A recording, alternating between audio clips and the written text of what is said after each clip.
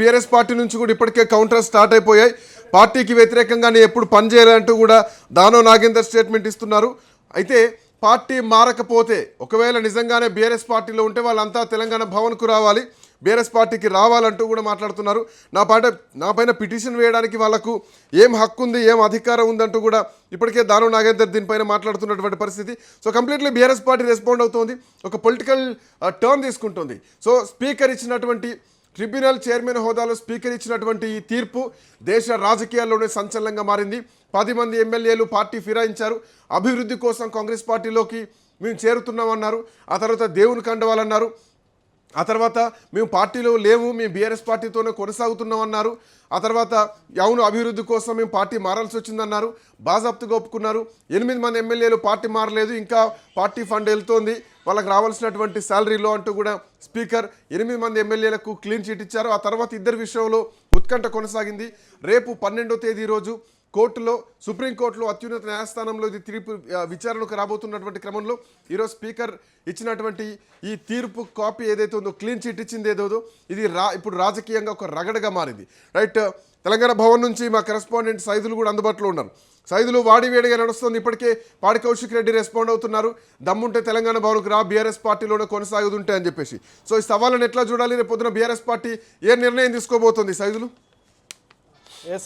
ఖచ్చితంగా Srikanth, BRS party మరో సవాల్ని స్వీకరించబోతుంది. అంటే ముఖ్యంగా వీళ్ళు ఇచ్చినటువంటి క్లీన్ చిట్ ఏదైతే ఉందో ఆ క్లీన్ చిట్ని సవాల్ చేస్తూ అవసరమైతే సుప్రీంకోర్టుకి వెళ్ళాలని చెప్పేసి కూడా భావిస్తున్నారు. ఈరోజు స్పీకర్ ఇచ్చినటువంటి క్లీన్ చిట్ ఏదైతే ఉందో దానం నాగేందర్, కడియం శ్రీహరికి అంటే 10 మంది బీఆర్ఎస్ పార్టీకి చెందినటువంటి ఎమ్మెల్యేలు 2023లో గెలిచినటువంటి బీఆర్ఎస్ పార్టీకి చెందినటువంటి ఎమ్మెల్యేలు ఎవరైతున్నారో బీఆర్ఎస్ పార్టీ అభ్యర్థిగా కారు గుర్తుపైన గెలిచినటువంటి అభ్యర్థులందరూ కూడా కాంగ్రెస్ పార్టీ అధికారంలోకి వచ్చిన తర్వాత అభివృద్ధి పేరుతోటి కొందరు రేవంత్ రెడ్డి సమక్షంలో కండవా కప్పుకోవడం జరిగింది. మరి కొందరు ప్రియాంక గాంధీ, రాహుల్ గాంధీ సమక్షంలో కండవా కప్పుకోవడం జరిగింది. మేము కప్పుకున్న కండవలు కాంగ్రెస్ పార్టీ కండవలు కాదు, 3 రంగుల కండవ మాత్రమే అని చెప్పేసి అనేక సార్లు చెప్పినప్పటికీ కూడా వారు పార్టీ మారారు, ఆధారాలు ఉన్నాయి అని చెప్పేసి బీఆర్ఎస్ పార్టీ ఆధారాలన్నీ కూడా సుప్రీంకోర్టుకి వెళ్ళింది. కొందరిపైన స్పెషల్ లీవ్ పిటిషన్ దాఖలు చేసింది, మరి కొందరిపైన రెడ్ పిటిషన్ దాఖలు చేసింది. సో దఫాలుగా సుప్రీంకోర్టు ఈ యొక్క పార్టీ ఫిరాయింపుల కేసుని విచారించినటువంటి అప్పుడు ఉన్నటువంటి సుప్రీంకోర్టు ప్రధాన న్యాయమూర్తి జస్టిస్ గవాయ్ ఈ కేసుని ఎంతో సీరియస్గా తీసుకున్నారు. సో దీనికి సంబంధించి పార్టీ ఫిరాయింపులకు సంబంధించినటువంటి కేసు విషయంలో అనేక సార్లు స్పీకర్కి ఆయన కొన్ని సూచనలు కూడా చేయడం జరిగింది. అందరికీ తెలిసిన విషయమే. ఆపరేషన్ సక్సెస్ పేషెంట్ డెడ్ అంటే ఎలా అని చెప్పేసి కూడా కొన్ని కీలక వ్యాఖ్యలు స్పీకర్ని ఉద్దేశించి ఆనాడు జస్టిస్ గవాయ్ చేయడం జరిగింది, ఆనాడు ఉన్నటువంటి సుప్రీంకోర్టు ప్రధాన న్యాయమూర్తి. సో ఇప్పుడు ఇక పార్టీ ఫిరాయించినటువంటి ఎమ్మెల్యేలు ఎవరైతున్నారో వరుసగా విచారణ చేసినటువంటి స్పీకర్ ఎవరు కూడా పార్టీ మారలేదని చెప్పేసి కూడా చాలా స్పష్టంగా క్లీన్ చిట్ ఇచ్చారు. అయితే టెక్నికల్ ఎవిడెన్స్ ఉన్నప్పటికీ కూడా దానం నాగేందర్ పైన వేటు ఖచ్చితంగా పడుతుందని బీఆర్ఎస్ పార్టీ భావించినప్పటికీ కూడా, అంటే ఆయన 2023 శాసనసభ ఎన్నికల సమయంలో బీఆర్ఎస్ పార్టీ అభ్యర్థిగా కారు గుర్తుపైన ఖైరతాబాద్ ఎమ్మెల్యేగా గెలిచినటువంటి దానం నాగేందర్ అదే ఇయర్లో పార్లమెంట్ ఎన్నికల నోటిఫికేషన్ వచ్చిన తర్వాత సికింద్రాబాద్ ఎంపీగా కాంగ్రెస్ పార్టీ అభ్యర్థిగా కాంగ్రెస్ పార్టీ బీఫామ్ పైన ఆయన అక్కడ పోటీ చేయడం జరిగింది. ఆ టెక్నికల్ ఎవిడెన్స్ అన్నింటిని కూడా ఇటు స్పీకర్కి ఇచ్చినప్పటికీ కూడా, అదేవిధంగా సుప్రీంకోర్టులో పిటిషన్ దాఖలు చేసినప్పటికీ కూడా స్పీకర్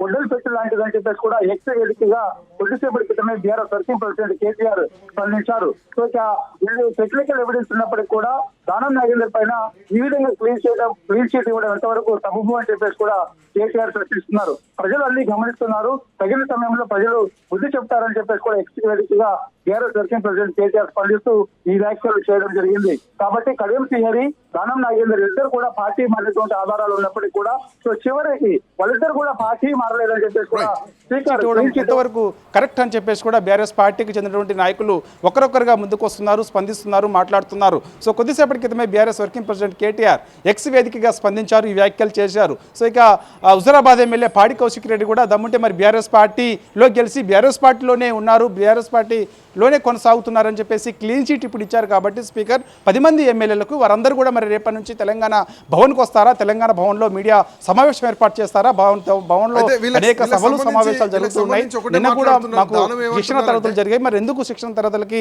అటెండ్ కాలేదని చెప్పేసి కూడా బీఆర్ఎస్ పార్టీకి చెందినటువంటి ఎమ్మెల్యేలు అందరూ కూడా ప్రశ్నిస్తున్నారు పార్టీ సైదులు- మారినటువంటి సైదులు one ఎమ్మెల్యేలు second. ఉద్దేశించి. కాబట్టి చూడాలి మరి ఇక వీళ్ళందరూ పార్టీ మారలేదని చెప్పేసి క్లీన్ చీట్ స్పీకర్ ఇచ్చారు కాబట్టి సో ఆ క్లీన్ చీట్ సవాల్ చేస్తూ ఖచ్చితంగా మరోసారి సుప్రీంకోర్టుకి వెళ్ళాలని చెప్పేసి బీఆర్ఎస్ పార్టీ భావిస్తుంది. సో ఈ కేసు విచారణ ఉన్న నేపథ్యంలో అవసరమైతే సుప్రీంకోర్టు ఏ విధమైన తీర్పు ఇవ్వబోతుంది మరి తర్వాత. సో దాని తర్వాత ఖచ్చితంగా మళ్ళీ అవసరమైతే వీళ్ళపైన పిటిషన్ దాఖలు చేయాలని చెప్పేసి ఏటు పడేంత వరకు ఎట్టి పరిస్థితుల్లో పార్టీ మారినటువంటి ఎమ్మెల్యేలపైన వేటు పడేంత వరకు ఎట్టి పరిస్థితుల్లో వదిలిపెట్టే ప్రసక్తి లేదని చెప్పేసి కూడా బీఆర్ఎస్ పార్టీ చెప్తూ వస్తుంది. శ్రీకాంత్,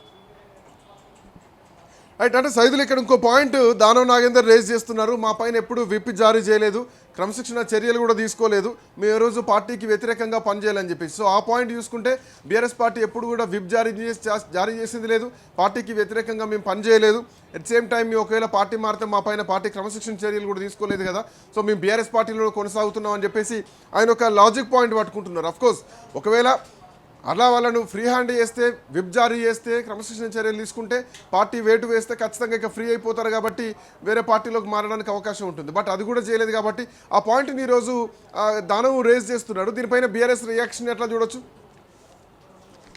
ఎస్ శ్రీకాంత్, చూడాలి మరి కాసేపట్లో మధ్యాహ్నం 1 గంటకు BRS working president KTR media సమావేశం ఉన్నది కాబట్టి సో ఈ సమావేశంలో దానం నాగేందర్ చేసినటువంటి వ్యాఖ్యలను ఆయన స్పందించే అవకాశం కనిపిస్తుంది. ఎందుకంటే ఒకవైపు మా పైన ఇప్ జారీ చేయలేదు, అంటే ఇప్ జారీ చేసే పరిస్థితి మాకు రాలేదు అని బీఆర్ఎస్ పార్టీ చెప్పే అవకాశం అయితే ఉంటుంది. ఇప్ జారీ చేసే పరిస్థితి మాకు రాలేదు, సో క్రమశిక్షణ చర్యలు మేము ఎందుకు తీసుకుంటాము, పార్టీ మారినట్టు ఆధారాలు ఉన్న తర్వాత వారిపైన వేటు పడాల్సిందే అని చెప్పేసి మేము సుప్రీంకోర్టుకి వెళ్ళి వారిపైన SLP petition, special leave petition దాఖలు చేశాము, రిట్ పిటిషన్ దాఖలు చేశాము.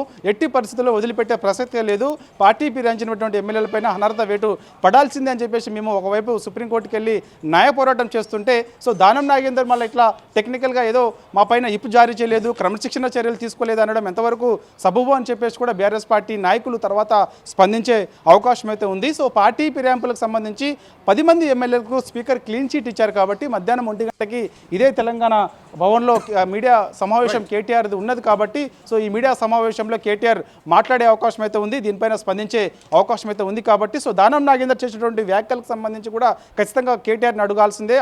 అంటే ఒకవేళ మీడియా అడిగినటువంటి ప్రశ్నలకి సో అప్పుడు కేటీఆర్ ఎటువంటి సమాధానం చెప్తారనేది కూడా మనకి తర్వాత తెలిసే అవకాశం అవుతుంది. కానీ ముందుకు అందుతున్న సమాచారం ఏంటంటే ఖచ్చితంగా ఈ పార్టీ మారినటువంటి ఆధారాలు ఉన్నప్పటికీ కూడా వాళ్ళు పార్టీ మారారు, సో వారిపైన వేటు వేయాల్సిందని చెప్పేసి మేము సుప్రీంకోర్టుకు వెళ్ళి న్యాయ పోరాటం చేస్తుంటే మళ్ళీ మా పైన ఎందుకు ఇప్ జారీ చేయలేదు, మా పైన ఎందుకు క్రమశిక్షణ చర్యలు తీసుకోలేదు అంటే అలాంటి పరిస్థితి రాలేదు కదా, వస్తే మేము చేసేవాళ్ళం కదా అని కూడా బీఆర్ఎస్ పార్టీ చెప్పే అవకాశం అయితే కనిపిస్తుంది. Srikanth, thank you Saidul. Come back to మీ దగ్గరికి మళ్ళీ వస్తా.